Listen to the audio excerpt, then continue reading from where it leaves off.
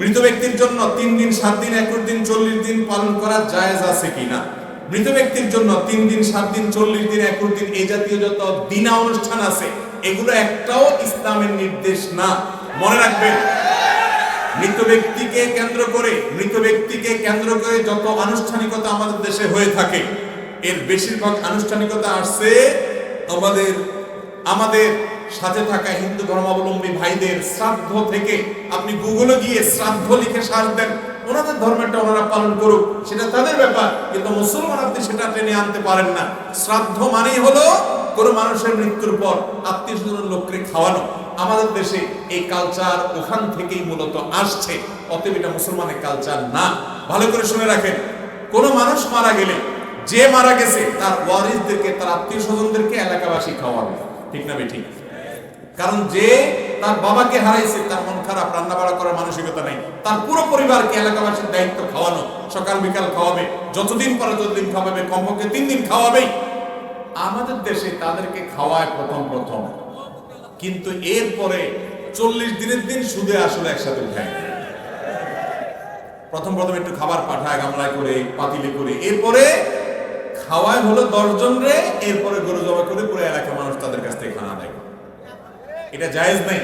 মানুষ খাওয়ায় কখন ভাই? খুশি হলে। মানুষ খাওয়ায় কখন? আপনার বিয়ে হয়েছে, নতুন বউ ঘরে আসছে, খুশির ছোট অলিমা খাওয়ান, ঠিক না ঠিক? আপনার ছেলে হয়েছে, আকিকা খাওয়ান, খুশির ছোটে মানুষ খাওয়ায়। সেখানে আপনার বাবা মারা গেছে, মা মারা গেছে, এটা তো খুশির কিছু না। এই জন্য মানুষ খাওয়ানোর কোনো যৌক্তিকতা নাই। না খাওয়াইলে আবার এলাকাবাসী বলে কি মানুষ ছিল, কি ছেলে মেয়ে রেখে গেল যে একটু কারোর হাতও দোয়াইল না। এরকম কিছু ছোট লোক আছে না নাই, যারা মানুষের কাছ থেকে খাওয়ার জন্য লালায়িত থাকে। মনে রাখবেন, কোন মানুষ মারা গেলে তার ওয়ারিসদের কাছ থেকে খাবার অনুষ্ঠান করা জায়েজ নাই। তিনি তার মা বাবার তরফ থেকে গরিব দুঃখীকে খাওয়াবেন, তার ব্যাপার, কোন দিন খাওয়াবেন না খাওয়াবেন, কিন্তু সমাজ ঠিক করে নিয়ে একরকম বাধ্য করা, সিস্টেম বানিয়ে ফেলা, এটা বিদআত। এবং এই বিদআত থেকে আমাদের সবাই বাঁচার চেষ্টা করতে হবে ইনশাআল্লাহ। এই বিদআতটা আমাদের দেশে পরিমাণে সবচেয়ে বেশি, কারণ এই বিদআত থেকে মুক্ত কোনো এলাকা। এরপরে প্রশ্ন হলো, আমরা এই সময়ের যুবকরা বেশিরভাগ সময় ব্যবহার করি ফেসবুকে, গেমস, হারাম সম্পর্কে ইত্যাদিতে। এটার ওষুধ দিয়ে দিয়েছি একটু আগেই। মৃত ব্যক্তির জন্য যারা কবর খনন করে তাদের কি পারিশ্রমিক দিতেই হবে? মৃত ব্যক্তির জন্য যারা কবর খনন করে তারা এটা মূলত করবে আল্লাহর জন্য, এটা কোনো পেশা হিসাবে করবে না, কিন্তু এলাকাবাসী তাদের তরফ থেকে উদ্যোগ নেবে, নিয়ে কিছু লোককে যদি কাজ করে তাদেরকে পারিশ্রমিক দেবে, সেটা ভিন্ন বিষয়। একজন ব্যক্তি যখন মারা যায়, এলাকাবাসীর উপরে ফরজে কিফায়া হয়ে যায় তার দাফন কাফন করা, এটা ইবাদত। এজন্য সরাসরি ওটার জন্য পারিশ্রমিক নেওয়া জায়েজ নাই। যিনি দাফন করবেন এটা তার ইবাদত। হ্যাঁ, একজন শ্রমিক বা 2 জন শ্রমিক, 4 জন শ্রমিক নিয়োগ দিলেন এলাকাবাসী, তার মাধ্যমে এই কাজটা করলেন, সেটা ভিন্ন কথা। ইসলাম ধর্মের লোকদের অন্য জাতির বাড়িতে খাওয়া যাবে কিনা?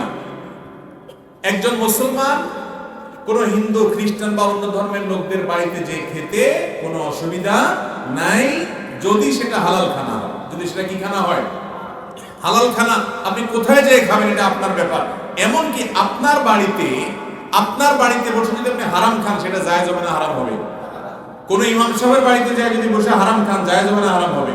এই জন্য কার বাড়িতে খাচ্ছেন এটা বিষয় না, বিষয় হলো কি খাচ্ছেন। খানাটা যদি হালাল হয় যে কোনো জায়গায় খেতে পারেন, খানাটা যদি হারাম হয় বাইতুল্লাহর মধ্যে বসে খেলেও সেটা কি হবে? হারামই হবে। এই জন্য কি খাচ্ছেন সেটা হলো দেখার বিষয়। এরপরে প্রশ্ন হলো, শুনেছি একজন হাফেজ ছেলে তার পরিবারের 10 জনকে জান্নাতে নিয়ে যেতে পারে, কথাটা কতটুকু সঠিক? এই সম্পর্কে তিরমিজিতে একটি বর্ণনা আছে, কিন্তু সেই বর্ণনাটি মুহাদ্দিসদের মূল্যায়ন অনুযায়ী দুর্বল সূত্রে বর্ণিত, বিশুদ্ধ সূত্রে বর্ণিত নয়।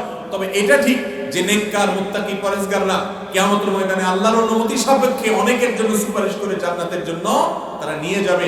হাফেজে কোরআন যারা আমল করবে এরাও সুপারিশের সুযোগ পাবে ইনশাআল্লাহ। তবে 10 জন নির্দিষ্ট করে পরিবার থেকে নিবে, এই মর্মে যে হাদিস আছে সেটিকে মুহাদ্দিসদের অনেকেই দায়ীফ বলেছেন, তিরমিজিতে বর্ণিত, বিশুদ্ধ সূত্রে নয়। বিবাহের ক্ষেত্রে একজন মেয়েকে কারা কারা দেখতে পারে? বিয়ের সময় একজন মেয়েকে কারা কারা দেখতে পারে? আমাদের দেশে বিয়ের সময় পাত্রী দেখতে মিছিল নিয়ে যায় পাবলিক। আপনাদের এলাকায় আছে? বিয়েতে পাত্রী দেখতে যাচ্ছে 50 জন। পাত্রপক্ষের কতজন ভাই? 50 জন, 100 জন, 20 জন, 10 জন।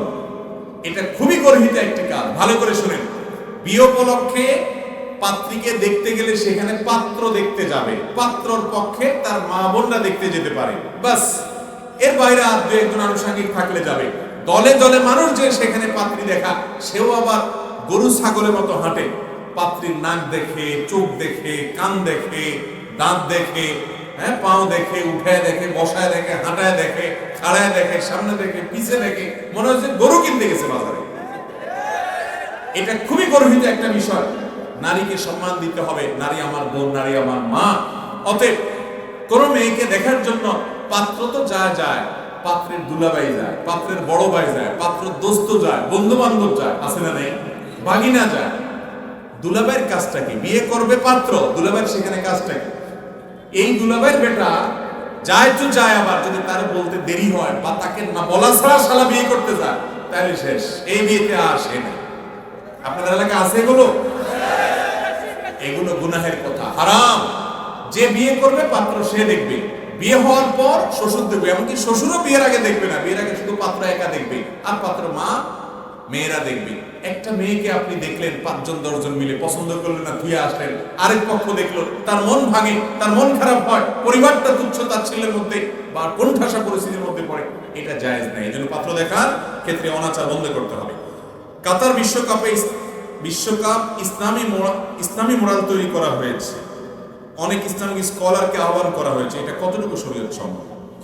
দেখুন, বিশ্বকাপ ফুটবল নিয়ে নতুন করে বলার কিছু নাই। এই বিশ্বকাপ ফুটবল বলেন, ক্রিকেট বলেন, বা এই জাতীয় যত বড় বড় খেলার আসর বলেন, এগুলো বর্তমান যুগে দাজ্জালীয় আসরের সবচেয়ে বড় আসর।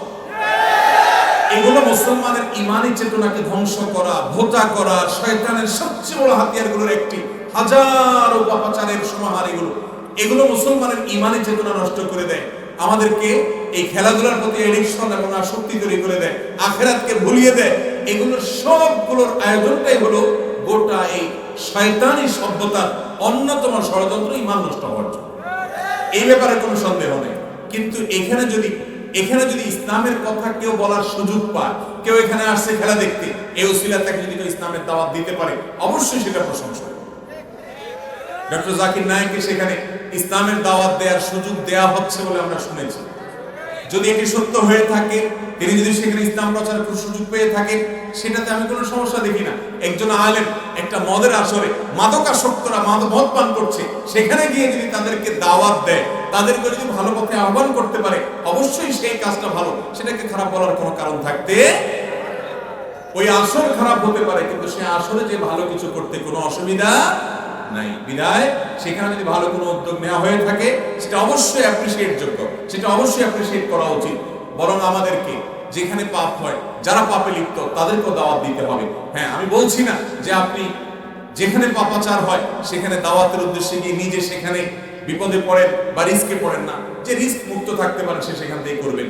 এই জন্য যদি কোনো জায়গায় যত খারাপ কাজ হোক, মানুষ যত খারাপ কাজে লিপ্ত থাকুক, তাকে দাওয়াত দেওয়ার সুযোগ থাকলে সেই সুযোগ গ্রহণ করাতে আমি অন্তত কোরআনের আলোকে কোনো অসুবিধা দেখি না, বরং এটা অ্যাপ্রিশিয়েট এবং স্যালিউট জানানোর মতো কাজ ইনশাআল্লাহ। এরপরে প্রশ্ন হলো, আমার বয়স 19 বছর, এখনো মুখে দাড়ি উঠে নাই, আমি কি কোনো ঔষধ, তেল ইত্যাদি ব্যবহার করতে পারবো? আমরা ফেসবুকে বিভিন্ন তেল ইত্যাদি দেখতে পাই। সম্ভবত এই যুবক দাড়ি গজানোর জন্য তেল দিতে চাচ্ছে। আলহামদুলিল্লাহ, অনেকে দাড়ি রাখতেই চায় না, যুবক দাড়ি গজানোর জন্য তেল দিতে চায়। কিন্তু তারপরে বলবো, এই জাতীয় তেল ইত্যাদি এগুলো স্বাস্থ্যের জন্য বেশিরভাগ ক্ষেত্রে ভালো হয় না, স্বাস্থ্যের জন্য ক্ষতিকর হয়, এমন কিছু করা জায়েজ নাই। আল্লাহ বলেছেন, আল্লাহ তুমকো বিআইদিকুম মিনাত তাহলুকা, তোমরা নিজেদের ক্ষতির দিকে ঠেলে দিও না। এজন্য যদি এগুলো ব্যবহার করলে দাড়িতে অসুবিধা হয় বা ত্বকে অসুবিধা হয়, সেগুলো দেওয়া জায়েজ নয়।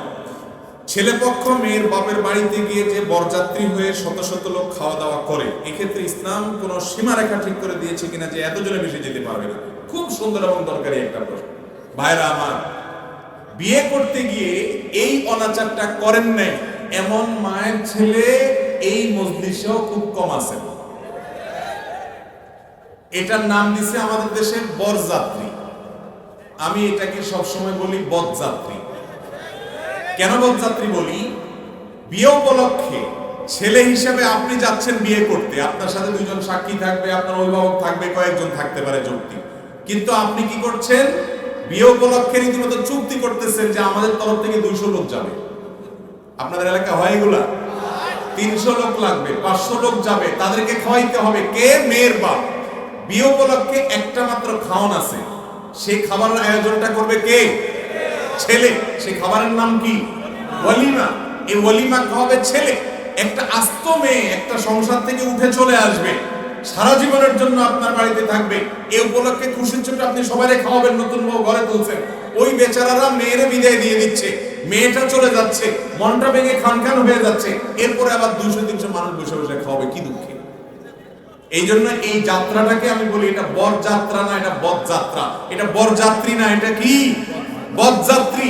এটা জায়েজ নেই, বিশেষ করে এভাবে চুক্তি করে। হ্যাঁ, কোন মেয়ের বাবা নিজে খুশি হয়ে খাওয়াতে চাচ্ছে, এছাড়া তার ভালো লাগবে না, তিনি নিজে থেকে দাওয়াত দিচ্ছে, ভিন্ন কথা। কিন্তু আমাদের সমাজে কালচার হয়ে গেছে। এই জন্য যুবকরা শ্বশুর বাড়ির উপরে চাপায়া খাওয়ার কালচার বন্ধ করতে হবে আমাদের, ইনশাআল্লাহ। অনেক যুবক আছে নিজে তো যায় বিয়ের পরে 5-6 জন করে বন্ধু নিয়ে যায়, আছে না নাই? এগুলো জায়েজ নাই, খবরদার।